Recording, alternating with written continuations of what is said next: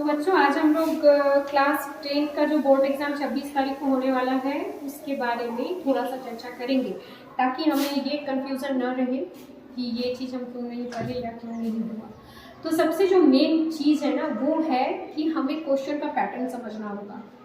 Question का pattern ये है कि शुरुआती जो होगा हमारा ऑब्जेक्टिव क्वेश्चन से होगा। हमें एक साथ 2 क्वेश्चन हर पेपर में हर सब्जेक्ट में मिल रहे हैं, और ऑब्जेक्टिव क्वेश्चन में सबसे पहले जो आपको दिखेगा वो है आपका अनसीन पैसेज। तो बहुत पहले ही हम बता चुके हैं कि अनसीन पैसेज को पहले आपको रुक के पढ़ना है, उसको समझना है कि उसमें क्या बताया जा रहा है। उसके बाद जो क्वेश्चंस दिया रहेगा वो बहुत ही ईजी क्वेश्चन रहता है, बहुत ज़्यादा टफ नहीं रहता है। अगर आपको समझ आ गया कि इस क्वेश्चन का ये आंसर होगा, अंदर इसका आंसर है, तो अच्छी बात है।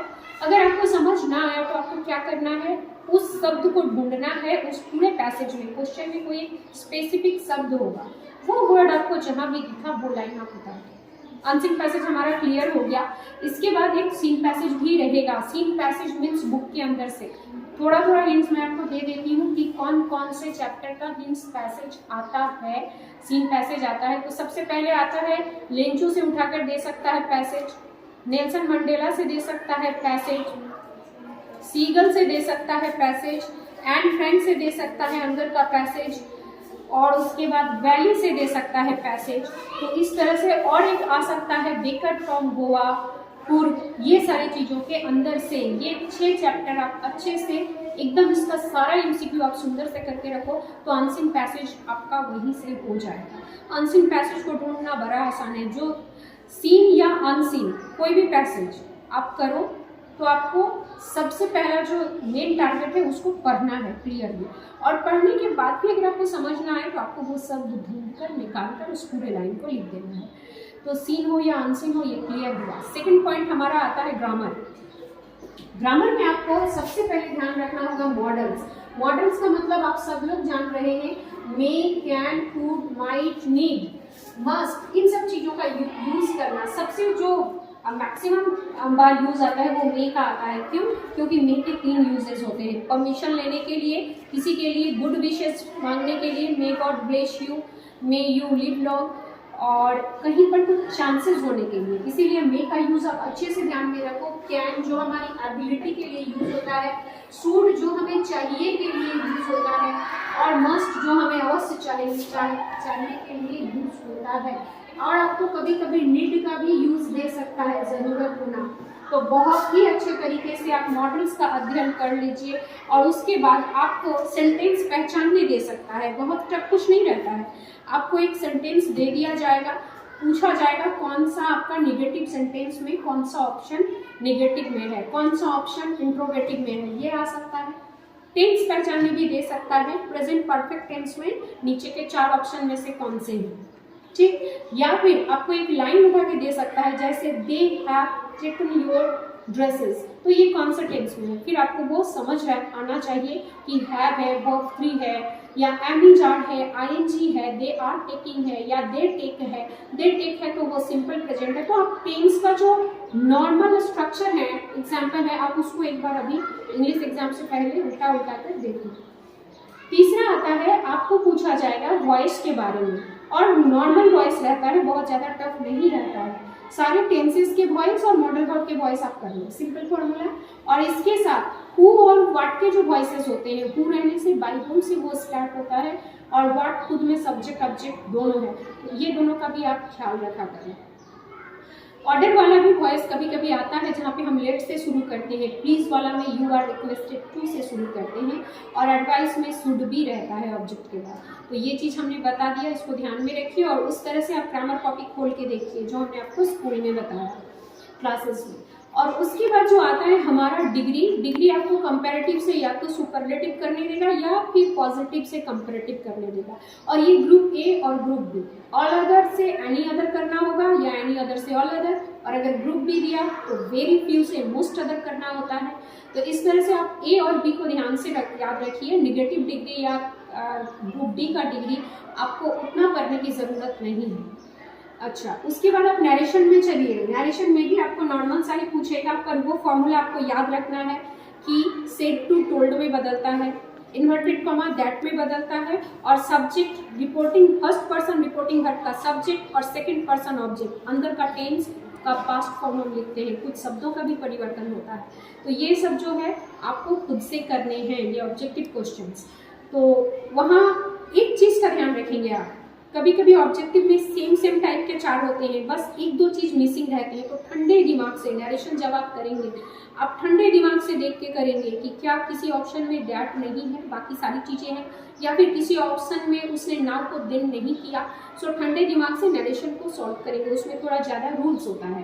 क्लॉज आपको पूछा जा सकता है, नाउन क्लॉज में दैट होता है, हाउ होता है, एडजेक्टिव क्लॉज में विच होता है, और एडवर्ब क्लॉज शर्तों के ऊपर होता है, कारण के ऊपर होता है, उसमें एज, इफ, ये सब होते हैं। तो इस तरह से हमारा ये सॉल्व हो जाता है ग्रामर में एक चीज़ और आएगा, कभी कभी आपको ऐसा पूछेगा राइट यूज ऑफ वर्ब, जैसे this was a breaking glass या ब्रोकन ग्लास, आपको लिखना है broken glass. This was an open door, this was closed window.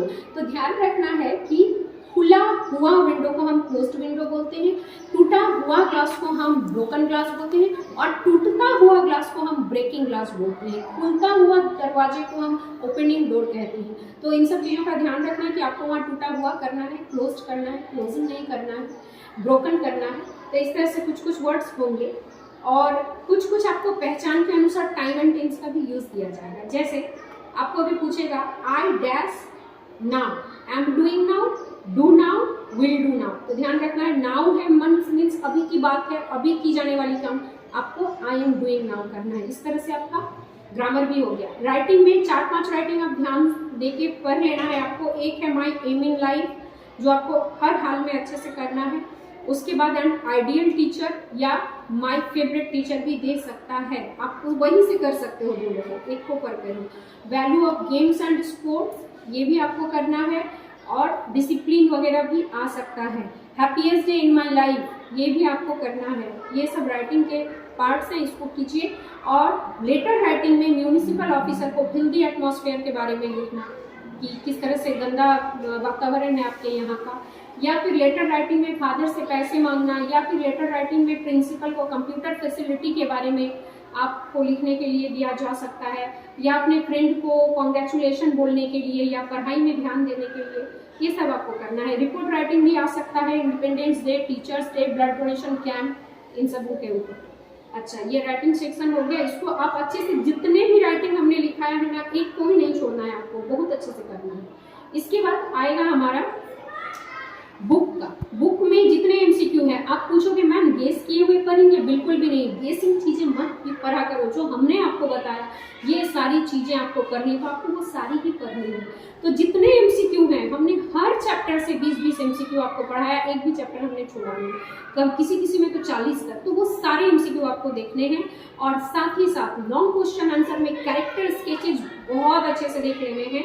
Griffin का, मटिल्डा का, बोली का, वैली का फेवरेट पास टाइम क्या था, ठीक है, लेंचो ने किसको चिट्ठी लिखा, क्यों लिखा, लेंचो का कैरेक्टर, अनिल का कैरेक्टर, ऑसेबल का कैरेक्टर, ठीक है। और अगर किसी भी इंसान के बारे में कुछ पूछ रहा है, कैरेक्टर स्केच तो नहीं पूछा, पर वो इंसान ऐसा था, इसको एक्सप्लेन कीजिए, आप वहां पर उसका कैरेक्टर स्केच लिख दोगे। तो इस तरह से आपको कंप्लीट करना है लॉन्ग क्वेश्चन आंसर, ये भी बहुत टफ नहीं होगा, ठीक है। और एन फ्रैंक की बायोग्राफी, एन फ्रैंक ने क्यों कहा paper has more patience than cooking, या फिर गोवा में बेकिंग इतना फेमस क्यों है, कुर्ग क्यों फेमस है, ये सब शॉर्ट क्वेश्चन में आएंगे। एन फ्रैंक ने क्यों कहा ऐसा, 2-4 लाइन। हाँ, तो शॉर्ट क्वेश्चन के लिए आप चैप्टर 7 को अच्छे से करके रखना। एन फ्रैंक का जो चैप्टर है उसको अच्छे से करके रखना। फर्स्ट फ्लाइट का जो चैप्टर है, हिज फर्स्ट फ्लाइट, सीगल का, ब्लैक एरोप्लेन का, नेल्सन मंडेला का, ये सब चैप्टर आप शॉर्ट क्वेश्चन के लिए करके रखो। हमने आपको बता दिया, इसी के अकॉर्डिंग कर लीजिए। तो बेस्ट ऑफ लक कि आपका संस्कृत एग्जाम अच्छा हो, बट हमने पहले से आपको इंग्लिश दे दिया कि आप पहले से थोड़ा थोड़ा करके पढ़ के रखो। और ये जो फाइनल हमने आपको गेस दिया, हिंट्स दिया, ये बहुत ज़रूरी है, ठीक है। इसके अकॉर्डिंगली आप पढ़ो और अच्छे से एग्जाम दो, हड़बड़ाना नहीं है, और कोशिश करो 100 में 99 आए आप लोग। सो बेस्ट ऑफ लक, ठीक है, थैंक यू।